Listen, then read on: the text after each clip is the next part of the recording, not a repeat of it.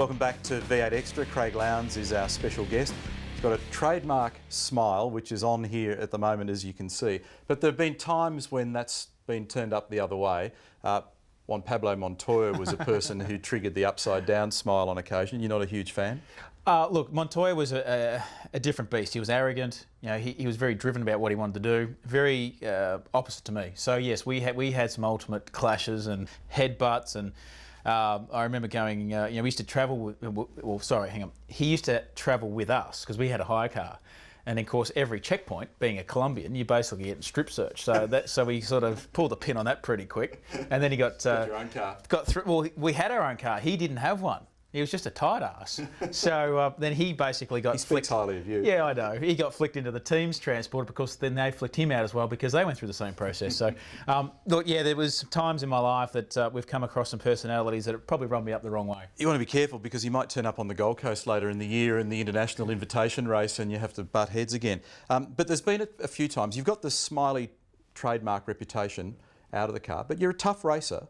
And I've seen some tough guy stuff happen on the racetrack, and I've seen the cranky Craig, Gold Coast 2005. Remember that whole chicane thing? There was a bit of an eruption there. You were a tough guy with Stevie Johnson at Bathurst in was that 07? When you wanted to win that race? I've seen a few moments like that. Yeah, look, it's very rare that people. I remember actually a journo, Paul Gover. Actually, very rarely I race with my visor open. And he saw me race at Owen Park at one point, and actually it was qualifying, and he came back and said, "I've just seen a part of you that I've never seen before." And I said, "What's that?" And he said, "Well, you actually qualified with your visor open." And I went, "Oh, did I?" And I just oblivious to it. And he saw I suppose whether it was the anger, the determination, whatever you want to put it down to. But when I'm in a car, for me, that's my office. That's where I want to sort of try and control. And sometimes it gets out of control. Sometimes you have incidents, accidents with other people. You have, you know, and if I've caused an accident or a problem, I want to go up and try and resolve it pretty quick, because really for us, we have to dance with these guys nearly every second weekend. So you don't want to get a situation where you get a build-up frustration, then it's going to implode. So yeah, sure, I get out and I smile, and it is tough at times because you have a bad weekend, but then you got to remember the fans are there to come and say hello, and that's what every time I get out of the car, I've got to remember that. A couple of things that I want to quickly flash past you. If you look at your career, great success at the Holden Racing team under the tutelage of Tom Walkinshaw, and you mentioned Brock's name frequently. Yep. Great run at Team Vodafone with 888 and Roland Dane. Pretty scrappy bit in the middle, 00 Motorsport and Ford Performance Racing. Just give me a very quick tour of the relationships and the teams and the experiences. Well, I suppose leaving HRT was a big decision. We finally made that decision. Did you regret that? No. No, I don't regret it, because it was something I needed to do personally. I think it was something that I needed to get away from HRT. We had such a great 6 years, we'd had great success. When I started, it was one of those things as a driver, you don't know whether it's you, the team, the car, whatever.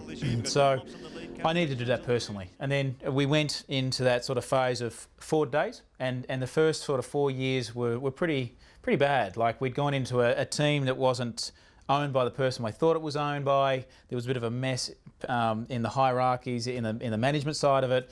So that was unfortunate. I just got wound up in a bit of a mess, and I actually was dictating to Ford, I suppose, at that point where I wanted to be, because I believed that was the right choice. Then Ford then obviously really dictated to us that they were going to set up this super team, which is FPR, and unfortunately, the position I was in and where I wanted to be at the level of racing wasn't where the team was unfortunately at. Well, tell us about Team Vodafone, because you found a bit of a home there. Well, we did. It was something that I was searching for, you know, a couple of things. Being close to home, which was a huge importance, and get back to win. You know, as a driver, you want to win. And I saw a lot of, I suppose, the HRT in what 888 was heading to. They spent a year developing, breaking things, crashing cars and all this sort of stuff, but I knew where their future was laid. Roland tough to work for? He is, but again, he's like a Tom Walkinshaw, he's like a John Crennan. He's a guy that's very driven, very motivated, and knows what he wants out of a person. That's us, driven and motivated. We'll take a break on V8 Extra. When we come back, we'll wrap up with Craig Lowndes. Stay with us. These conditions are quite clearly obvious. Bad. Craig Lowndes is leading this race. Now they've pulled out the red flag, and that means a piece of history here at Phillip Island. For the first time, Craig Lowndes has won a round of the Australian Touring Car Championship as a Ford driver. See the car in the background, it was Craig Lowndes. So that wheel was bouncing on the run, exiting turn 2, bouncing on the run up towards the cutting. and it somehow bounced its way into the path of Craig Lowndes. There's the damage on the 888 car. Unbelievably bad luck. This is V8 Extra. Thanks for your company. That was one of the wildest moments we've ever seen at Mount Panorama, where that wheel tried to fire through the screen up there in 2005. Spooky stuff.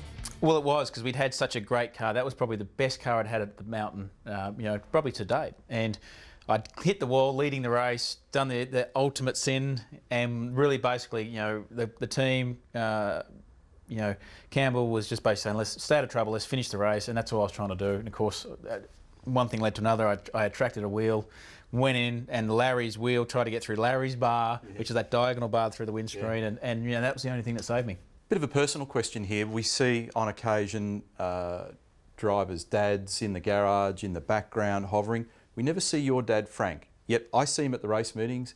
He works in the background. He's been one of those hard-working figures in our industry for decades. He's involved in the development series. Yep. We never see him in your garage. I never see him mentoring. Have you banished him, or what's the story there? Is it he just likes to give you space? Yeah, I think really he's over his time. He's seen a lot of father-son relationships sour because of either the son regrets what doesn't want to do it, and the father pushes them, or vice versa.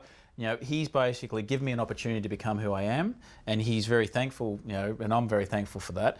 But he knows that I've got a job to do, so he'll stand away right away. Let me either make my mistakes, have my problems, win races, whatever it be, and then come back at the end of the weekend and you know, tell me what I did wrong. Because going back in the old days, he worked with Peter Brock, and so that was you've kind of alluded to my next question. Do you get input and advice? I mean, he's really a sage observer. He's been around for a long time, so he's seen plenty of things go wrong. I'm sure he can give you some good input. Whether it's strategy, malfunction on a car, you know, I'll ring him up and I'll ask him about roll centres, or you know, spring rates, or anything else that he has great knowledge of, just to get a bit of a soundboard of what's going on and whether we're actually making the right decisions. A couple of quickies before the gong sounds here. Who's your number one? Who's the bloke that you rate highest in the field? Probably my teammate, Jamie Whincup. Like, he's hard to beat? He's hard to beat. He's probably been one of my toughest. Is he a pest? At times, but I suppose we all are. But I think that you know, he's young, keen, eager, and like the Mark Scapes, I think he's one of the toughest teammates that I've had. Hard man to climb over the top of, mentally and technically, and as well as his sheer pace. Yeah, I think that you know, he's got great ability to turn a negative into a positive. You know, if he qualifies badly, he'll race well, or vice versa. But if he qualifies well, he goes from strength to strength. So yes, he's very dangerous when he's good. What's missing? You've got a great CV. I've got a bit of paper around here somewhere, and it's got rolls and rolls of information. What's missing, quickly? Le Mans 24 hour, maybe Daytona, and probably Dakar. After doing the safari, love to do Dakar. I want to talk about that because you had great success last year off-road. Good stuff, good fun. Oh, unbelievable. Yeah. It's just something that I've always wanted to do, and I know it's a passion of yours. Yeah, well, you 15 years ago you promised that, honey. To get the phone up. Still hasn't delivered. I'm still waiting. But to get the phone up from Keys Wheel and to get an opportunity to do it, but then to go and win it. Like, I didn't expect to win it. I just wanted to do it for an experience. And I think that's probably was the best thing for me, was to go and just have fun. And the centre of France beckons, 24-hour race somewhere? Love to do Le Mans 24 hour, and you know, if maybe the 12-hour you know, comes up and things go well this year, who knows what's going to happen. Well, it's been a great pleasure to have you on the program today. We've got a huge racing season coming up. Is there another championship and another Bathurst left in Craig Lowndes? I hope so. Yeah? I hope. Oh, look, I think so. Hope so, or is it real? Well, I believe it is. Yeah. I think that you know, this year is probably one of my best chances. You know, I'm fit, I'm healthy, the car is good, it carries over from last year, and the team's pumped. If you want to know more about this bloke, jump onto his website, or indeed you can jump on our website where you'll find a whole heap of information about our next big event. That's coming up in Adelaide. It's one of our marquee events in the 2011 Championship, the Clipsal 500, with coverage on 7, March 18, 19 and 20. It's going to be a huge weekend. It's a must-see event for all V8 supercar fans. If you've never been to the Clipsal 500, I cannot recommend it more. Craig Lowndes, it's been a great pleasure to have you on the show today. Oh, thank you very much. Look forward to having your company again very soon. Look forward to seeing you in Adelaide. Our next V8 Extra, well, we're back in the garage next weekend. Mark Larkham is going to join us in the V8 Extra studio. We'll look at Abu Dhabi, we'll talk about Adelaide, we'll talk all things V8 supercar. Hope to have your company then. Bye for now.